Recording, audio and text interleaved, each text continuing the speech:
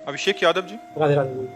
राधे राधे महाराज जी। महाराज जी, नशा समाज के पतन का मुख्य कारण बनता जा रहा है। अक्सर जो दुराचारों की घटना बहन बेटियों के साथ होती है उसमें नशा एक मुख्य कारण होता है। नशे की हालत में इंसान का डर सा खत्म हो जाता है, उसे सही गलत का होश नहीं रहता, तो महाराज जी वो ऐसे काम करने लग जाता है। महाराज जी, मेरा निवेदन था कि नशा रोकने के लिए मार्गदर्शन दें ताकि ऐसी घटनाओं पर रोक लग। देखो, हमारा उपाय सब रोकने के लिए है। बेविचार रोकने के लिए, नशा रोकने के लिए, अधर्म रोकने के लिए, पाप रोकने के लिए, डिप्रेशन रोकने के लिए, चिंता रोकने के लिए, सबका उपाय एक ही है, अध्यात्म। जब तक आप अध्यात्म से नहीं चलोगे तब तक आपका सुधार नहीं होगा। अध्यात्म से एक भय पैदा हो जाता है, मैं ये पाप कर्म नहीं करूंगा, अरे ये निंदनीय। आज हजारों या हम लाखों कह सकते हैं, लाखों हमारे नौजवान भाई नशा छोड़ दिए, शराब छोड़ दिए, मांस छोड़ दिए, गंदी बातें छोड़ दी। यहीं आके बताते हैं कि हमको 1 वर्ष हो गया छोड़े, हमें 6 महीना हो गया, हमें साल भर हो। तो अध्यात्म तो छुड़वा रहा है। जैसे जैसे वो अध्यात्म सुन रहे हैं, अध्यात्म को धारण कर रहे हैं, वैसे वैसे गंदे आचरण त्यागते जा रहे हैं। अभी अगर नौजवान भाई थोड़ा अध्यात्म की तरफ झुकें तो इनका सुधार हो। अब अध्यात्म से मतलब नहीं, केवल अब नौजवानी है और धर्म को कभी जाना नहीं, शास्त्र पढ़ा नहीं, संत संग किया नहीं, तो बस मनमानी आचरण चल रहा है, मनमानी आचरण चल रहा है। जो जितना गंदा जीवन जी सके वही उतना अपने को श्रेष्ठ मान रहा है। क्लब जाना, शराब पीना, ड्रग्स, तो इससे बहुत बड़ी हानि हो रही है, हमारे समाज की बहुत बड़ी हानि हो रही है। अब एक गृहस्थी में जो नया लड़का ब्याह करना चाहता है वो बहुत डर गया है। पति पत्नी में विश्वास चला गया। जहां एक प्राण दो देह माने जाते थे, पति पत्नी का मतलब एक प्राण दो देह, देखने में दो हैं लेकिन दोनों एक हैं, वहां अब ये दशा है। बड़ा समय विचित्र आ गया, बड़ा समय विचित्र आ गया। मतलब अब किस पर विश्वास करें, विश्वास किस पर करें?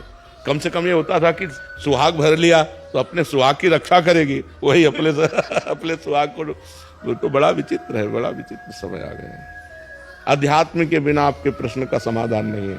जब तक लोग अध्यात्म से नहीं जुड़ेंगे, संतों से नहीं जुड़ेंगे, तब तक ये नशा और गंदी आदतें नहीं छूटेंगी। जब उनको भगवान का थोड़ा ज्ञान हो, धर्म का ज्ञान हो, तो इंद्रियां पवित्र हो, तो गंदे आचरणों से बचें। तो बिना अध्यात्म के सुधार होना बड़ा कठिन है। ये बहुत गंदा माहौल चल गया। अब इसके सुधार के लिए हमें कोई उपाय नहीं दिखाई देता। एक उपाय है अध्यात्म, उसमें कोई जुड़ना नहीं चाहता। जब तक भगवान से नहीं जुड़ेगा, बुद्धि नहीं पवित्र होगी, तब तक ये धर्म का आचरण कैसे होगा? तो ऐसे व्यभिचार प्रवृत्ति बढ़ गई। बड़ी समस्या है ये, बड़ी समस्या है ये। कि मतलब बच्ची सही है तो बच्चा व्यभिचारी है, बच्चा सही है तो पत्नी व्यभिचारी। बड़ी समस्या आ रही है। अब इसमें जब तक दोनों सही ना हो तब तक आजीवन निर्वाह होना बड़ा कठिन है। और ये गृहस्थी के लिए अनिवार्य है। पति पत्नी में प्रेम होना गृहस्थी के लिए अनिवार्य है, क्योंकि वो तभी चल पाएंगे। और ये बड़ी समस्या हो गई कि वो उनसे प्यार करते हैं, उनसे प्यार, तो हमें लगता है कि फिर ब्याह नहीं करना चाहिए। अगर तुमको जिससे प्रेम है उसी से रहो, कम से कम हत्या तो मत करो किसी की। अब आप अपने माता पिता को सुख देने के लिए ब्याह करते हैं और इसके बाद पति या पत्नी की हत्या कर देते हैं तो जेल जाते हैं, पूरा जीवन बर्बाद हो जाता है। बड़ा समस्या है। और नए बच्चे बिना बॉयफ्रेंड गर्लफ्रेंड के अब जीना नहीं चाहते। वो बोलते हैं कि अगर हमारे गर्लफ्रेंड नहीं है तो हमें हमारे मित्र लोग नीचा दिखाते हैं। वो बोले हमारे बॉयफ्रेंड नहीं तो हमारे मित्र लोग ऐसा।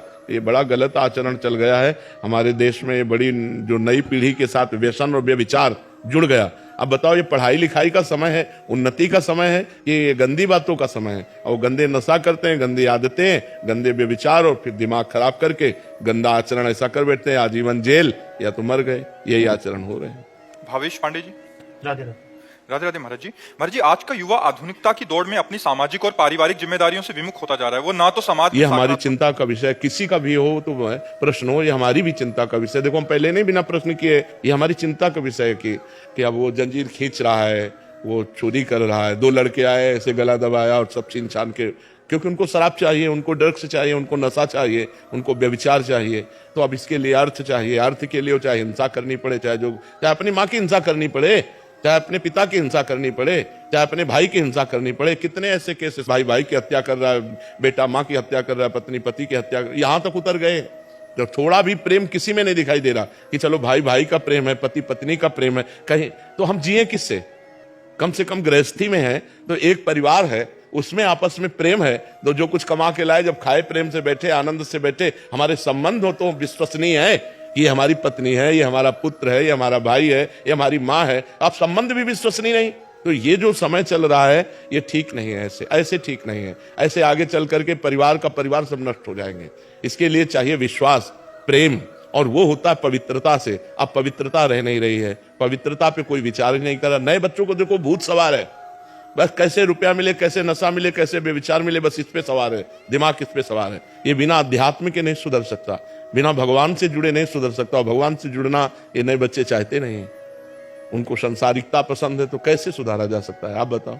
बिना भगवान के, बिना धर्म के, बिना पवित्र आचरण के कैसे सुधारा जा सकता है? कोई उपाय तो हमें, कोई टेबलेट तो है नहीं कि टेबलेट खवा दिया जाए, वो तो ऐसा है नहीं। उसको तो स्वयं में जब ग्लानि होगी और स्वयं से सुधरना चाहेगा तो सुधर सकता है। हजारों लोग सुधर भी रहे, ऐसा नहीं हजारों लोग सुधर रहे हैं, सत्संग सुनकर अपने जीवन का परिवर्तन कर रहे हैं। अध्यात्म से ही सुधारा जा सकता है, अन्य कोई उपाय नहीं। नशा, व्यभिचार, ये दो बहुत बढ़ रहे हैं, बहुत बढ़ रहे हैं।